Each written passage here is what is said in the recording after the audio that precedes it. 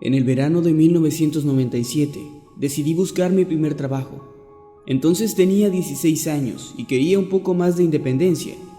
Claro, eso significaba que quería pagar mis propias entradas del cine y tal vez comprarme ropa o más discos para mi colección. Entonces tenía un Discman rojo, que era mi más grande tesoro. Quienes vivieron aquella época saben a lo que me refiero. Poder escuchar tus discos en cualquier parte era algo bastante novedoso. Era nuestro iPod y era genial. Recuerdo que entonces acababa de salir Toot Ranch de Blink-182 y ese era mi disco del verano. Lo escuchaba todo el tiempo y en todas partes, excepto en la iglesia, o mi padre me hubiera matado por profanar un lugar sagrado con mi música diabólica. Ahora recuerdo aquella época con una extraña mezcla de alegre nostalgia y el más profundo terror. Terror por el recuerdo del Puente de los Lobos y lo que una cálida noche de verano vi debajo de él.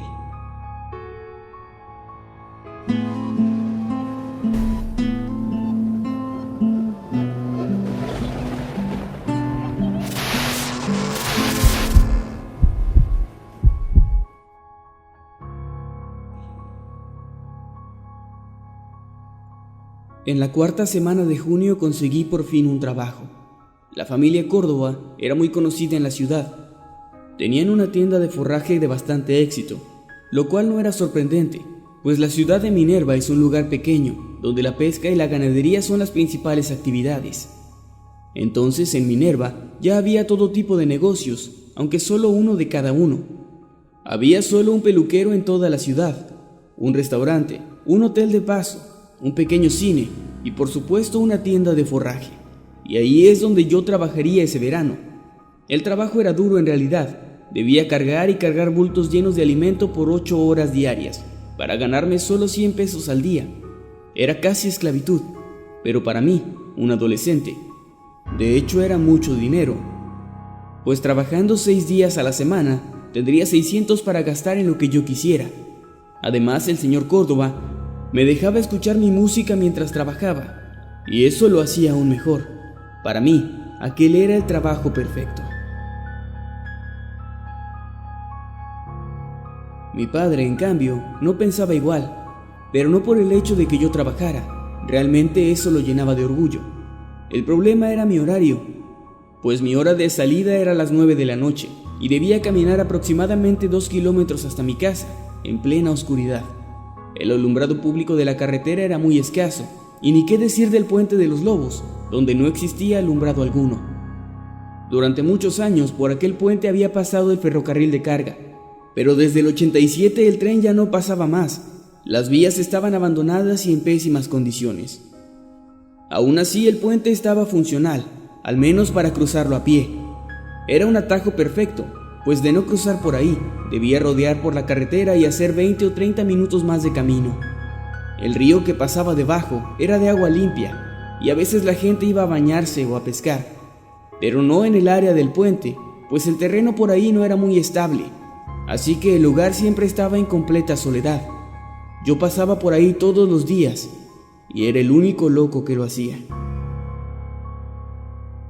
Trataba de no pensar demasiado, ni prestarle mucha atención al camino en sí. Me colocaba mis audífonos y simplemente caminaba en piloto automático.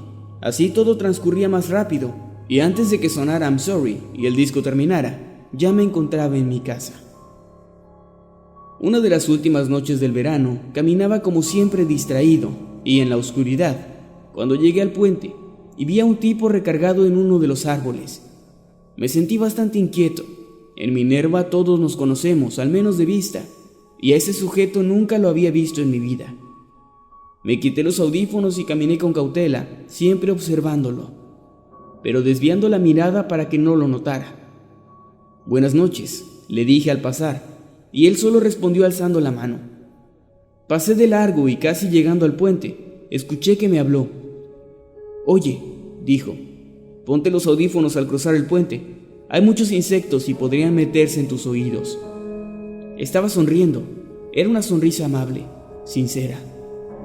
Yo solo volteé para sentir y me coloqué los audífonos.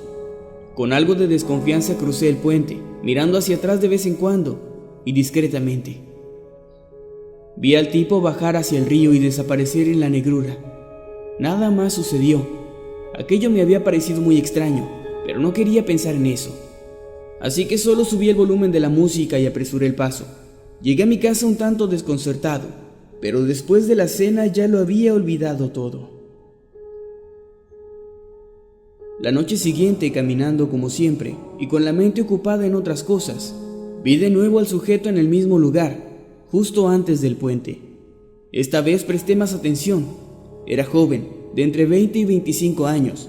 Parecía alguien bastante normal. Vestía un suéter de rombos y unos jeans desgastados.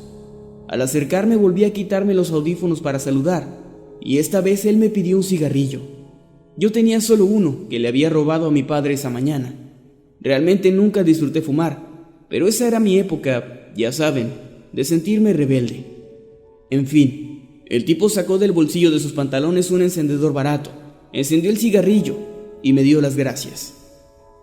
«No olvides ponerte los audífonos al cruzar», me dijo mientras me alejaba de él. Era muy extraño, no él, sino la situación en sí, el hecho de que alguien estuviera a esas horas sin hacer absolutamente nada en un lugar tan solitario.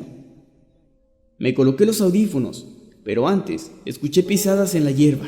Miré hacia atrás mientras cruzaba el puente, ya con mis audífonos puestos, y lo vi bajando de nuevo hacia el río, perdiéndose en la oscura maleza.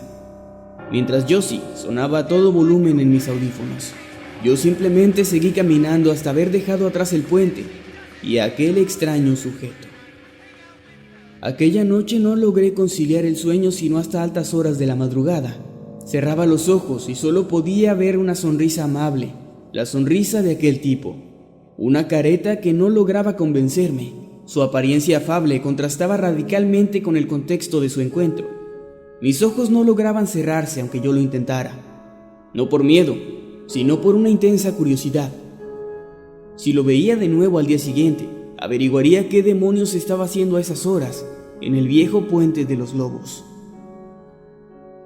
Mi turno en la forrajera había sido especialmente cansado aquel último día. Llenamos un camión con más de 200 bultos de sorgo, además del trabajo diario que siempre hacíamos. Los brazos y las piernas me dolían horriblemente. Era una verdadera tortura. Además, mi ropa estaba llena de ese polvo de sorgo que pica horriblemente. Necesitaba llegar a la casa y darme un buen baño. Al menos el tipo del camión me había dado una buena propina. Como siempre estaba escuchando mi disco y caminaba lento. Desde lejos vi el puente y al sujeto recargado en el mismo árbol de siempre. Seguí adelante, sin olvidar lo que había prometido hacer la noche anterior. Iba a preguntar exactamente qué estaba haciendo ahí. Pero al pasar frente a él me di cuenta de que no se trataba del mismo sujeto. Este parecía un poco más joven, como de mi edad, y llevaba una chamarra café de piel, estilo aviador. Pero a él tampoco lo había visto nunca en mi vida. Me retiré los audífonos para saludar, y él saludó también. «Disculpa, amigo, no quiero ser grosero, pero ¿qué haces aquí a estas horas?», le pregunté sin titubear. El chico me miró por un momento, como sorprendido, pero de inmediato sonrió y me dijo: «Vengo a pescar con mi hermano. Probablemente lo hayas visto antes. A veces sube aquí a fumar, y ahora se quedó ahí abajo para ver si tiene más suerte con los peces que yo». «Entiendo», le dije mirándolo con desconfianza. La gente usualmente no pescaba en ese sitio, como había dicho, pero aquellos chicos no eran de la ciudad, así que eso explicaría su desconocimiento del asunto. «Sabes, usualmente no se pesca mucho por aquí, pero a unos 500 metros más al sur hay lugares excelentes para pescar», le dije mucho más relajado. El chico parecía algo nervioso, solo asintió y me dijo: «Está bien, le diré a mi hermano». Bajó la mirada, como si estuviera avergonzado o simplemente no quisiera mirarme a los ojos. «Bien, nos vemos luego», le dije y comencé a caminar hacia el puente. «Ponte los audífonos», dijo. «Ay, insectos, lo sé, gracias», exclamé con seguridad. Me puse los audífonos, pero esta vez no puse la música, y así pude escuchar todo lo que había a mi alrededor. El viento meciendo los árboles, los grillos, las ranas, el agua del río, y entonces escuché una voz. «Tu turno», era la voz del otro chico. Seguí caminando. Ya iría a medio puente cuando escuché la hierba moviéndose. El sujeto de la chamarra de aviador estaba bajando hacia el río. Miré hacia atrás y el chico del suéter de rombos ahora estaba recargado en aquel árbol. Levantó levemente la mano derecha para saludarme cuando vio que yo lo estaba mirando y le devolví el saludo. Seguí caminando y mirando hacia la carretera. Entonces escuché un sonido que aún me eriza la piel de solo recordarlo. Era el llanto de una mujer, o más bien una niña. Chillaba, gritaba y lloraba. Otra voz entrecortada parecía estarse aguantando la risa. Ambas voces provenían de abajo del puente. Hice como si no escuchara nada y solo seguí caminando. Avancé hasta haber cruzado el puente y una vez que me sentí lo suficientemente lejos, miré hacia atrás. Oscuridad. Temeroso y con muchos nervios, bajé por la orilla del río. Me escabullí debajo del puente. Me oculté entre la hierba y pude ver lo que estaba ahí, del otro lado del río, justo debajo de las vigas del puente. El chico de la chamarra de aviador estaba de pie en una roca, con una navaja en la mano derecha. De las vigas del viejo puente colgaba una niña desnuda, atada de pies y manos, con 3 cuerdas que la mantenían en el aire como un péndulo. La niña tenía marcas por todo el cuerpo, pequeños cortes de navaja que el chico le estaba haciendo, además de visibles huellas de tortura, marcas de golpes y quemaduras de cigarrillo. Pequeños hilos de sangre bajaban por su cuerpo hasta caer en el agua y desvanecerse en el río. Comencé a correr, olvidé por completo mi dolor de brazos y piernas. Corrí como si el diablo estuviera detrás de mí y llegué a mi casa tan pálido que parecía un muerto. Mi padre, muy exaltado, me preguntó qué pasaba. Yo no le respondí. Corrí al teléfono y llamé a la policía. Vayan al puente de los lobos.